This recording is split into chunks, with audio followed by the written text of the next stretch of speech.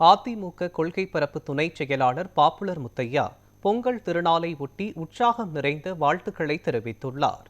தைமகள் பிறந்து தமிழர் இல்லங்களில் இன்பம் பொங்கட்டும் என வாழ்த்து தெரிவித்துள்ள அதிமுக கொள்கை பரப்பு துணை செயலாளர் பாப்புலர் முத்தையா, உழைக்கும் கரங்களின் உன்னத திருநாளான பொங்கல் தமிழரின் திருநாள் என்றும் குறிப்பிட்டார்.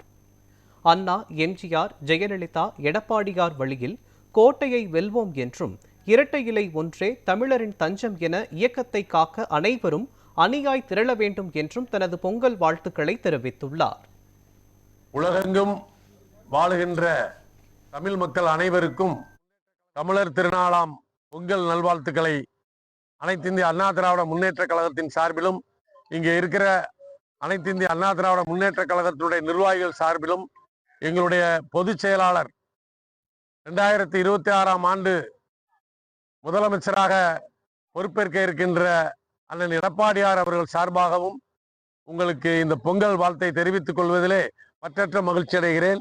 பாப்புலர் முத்தையா, அண்ணா திராவிட முன்னேற்ற கழகத்தினுடைய கொள்கை பரப்பு துணை செயலாளர், முன்னாள் மாவட்ட கழக செயலாளர், திருநெல்வேலி மாநகர் மாவட்டம். நன்றி.